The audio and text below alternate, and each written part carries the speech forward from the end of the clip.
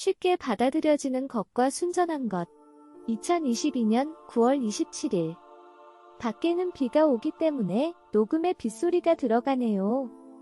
하트 드웰러즈 여러분, 주님이 임재가 여러분과 함께 하시길 바랍니다.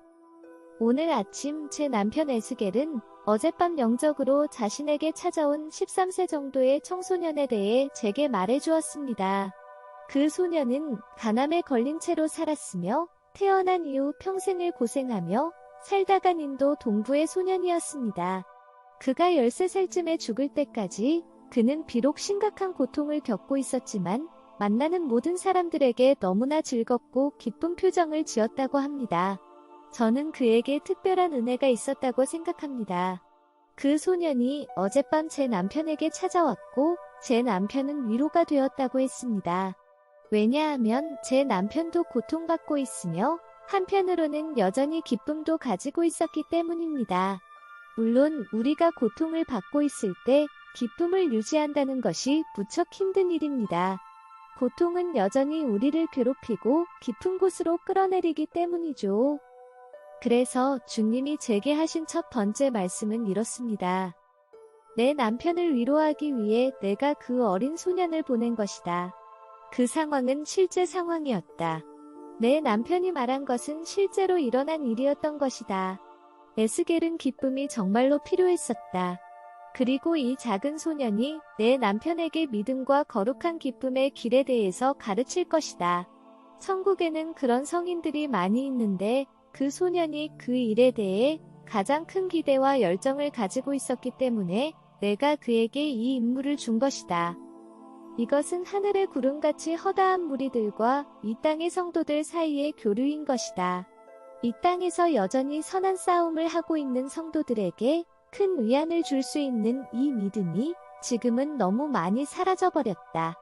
나는 땅 전역에서 천국과 이 땅 사이의 상호작용에 대해 점점 더 많이 드러내기 시작하고 있다.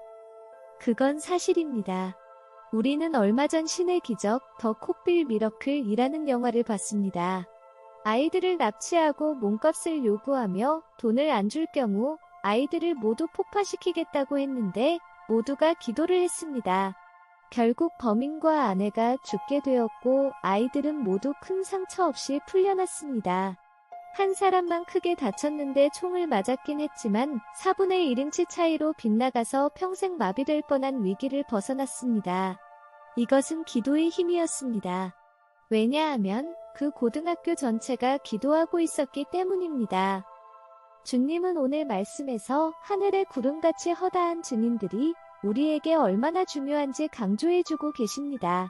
이 영화에서도 아이들은 자신의 할머니와 증조할머니를 보았는데 천사들이 건물 지붕을 통과해 들어와서 폭탄을 제거하는 것을 보았기 때문입니다. 정말로 아름다운 영화였고 실화이기도 합니다. 사탄이 나의 크리스찬들에게서 진리에 대해 지금까지 빼앗고 숨긴 것들을 나는 다시 가져다 줄 것이다. 사탄이 진리를 반대하는 데는 항상 그럴 만한 이유가 있다. 그 이유는 그 진리가 사탄의 통치를 쇠약하게 만들고 그에게서 영혼들을 빼앗아오기 때문이다. 사탄은 내 어머니의 역할을 너무도 비틀어버렸고 그녀의 역할을 알려주는 성경을 왜곡했고 신실한 자들을 자극해서 그녀의 헌신에 대해 잔뜩 흥분하며 야단을 피우게 만들었다. 그 결과로 사탄은 성도들이 내 어머니의 중보에 대해 등을 돌리게 만들었고 오히려 그것을 우상숭배라고 부르게 만들었다. 사탄은 또 요한복음 6장에 있는 진리에 대해서도 성도들을 장님으로 만들었다. 거기서 나는 명확하게 이야기했다. 내 몸은 진짜 살이고 내 피는 진짜 음료라고 이야기했고 그 때문에 나는 나를 따르던 사람들을 잃어버렸다. 그들은 내 말을 받아들일 수 없었지만 세속적인 의식을 위해 희생제물을 죽이고 소비하는 일은 할 수 있었다. 인간적인 그들의 생각이 사람들을 지배했다. 하지만 이 순진한 사람들은 성전의 지하에서 무슨 일이 벌어지고 있었는지 몰랐다. 몰록에게 드리는 야만적이고 잔혹한 행위들이 그곳에 있었다. 그래서 나는 지금 내 나라에서의 내 어머니의 역할, 가장 결정적인 중보자로서의 그녀의 합법적인 지위를 회복하기 위해 나서고 있다. 이 땅을 향한 그녀의 신실함 때문에, 그녀가 받은 확대된 능력으로 중보하는 것 때문에, 그리고 이 땅에 나타나도록 허락을 받았기 때문에 그녀는 합법적으로 자신의 역할로 기적들을 일으킨다. 내 어머니처럼 온유하고 부드러운 자가 자신의 존엄을 빼앗기고 그저 상황에 따른 희생자라고 불려지는 것이 얼마나 슬픈 일이냐.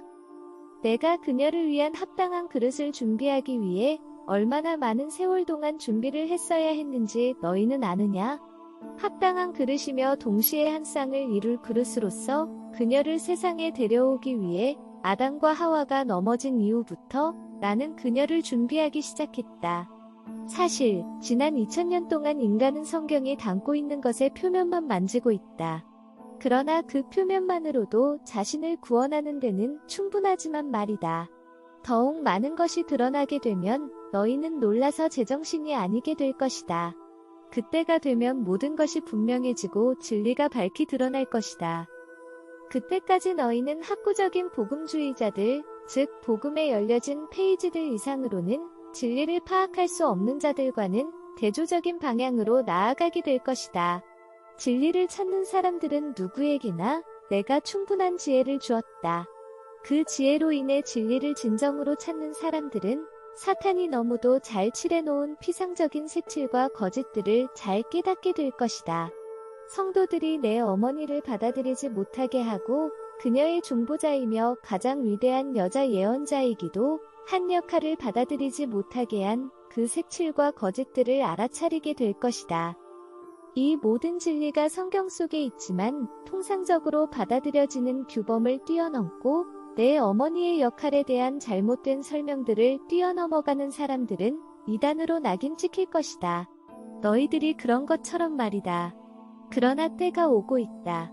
지금이 그런 때이기도 하지만 진짜 이단이 드러나는 때가 오고 있다. 내 사랑하는 자들이여, 이런 거짓들이 너희를 위축되게 하지 말기 바란다. 계속해서 진리를 가르치고 하늘의 눈으로 볼 때 합법적인 진리를 찾는 누구에게나 좋은 답을 주기 바란다.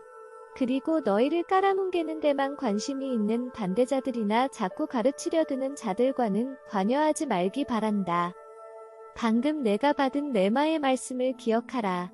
쉽게 받아들여지는 말씀이 아니라 순전한 말씀. 진리는 그 날에 밝게 빛날 것이다. 이 땅의 모든 남자와 여자들이 최후엔 내 어머니를 자신의 중보자이며 영적인 어머니로서 받아들이게 될 것이다. 그것이 주님 메시지의 마지막이었습니다. 마리아를 중보자로 가진다는 것은 정말로 아름답기도 하고 진실이기도 합니다. 우리가 누군가를 위해 중보기도를 할 때 그 기도를 마리아에게 가져가는 것은 기본적으로 성령님이십니다.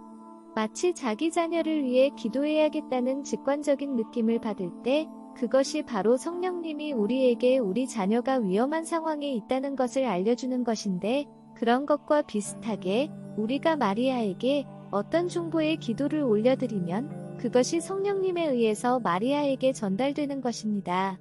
동일하게 성령님에 의해서 마리아도 우리의 자녀가 지금 위험에 처해 있고 기도가 필요하다는 것을 알고 기도를 하게 되는 것입니다.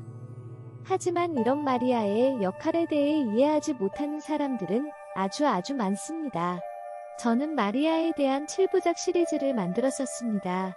저는 마리아의 역할이 합법적이라는 것을 보여주기 위해 성경에서 관련 내용들을 모았었습니다.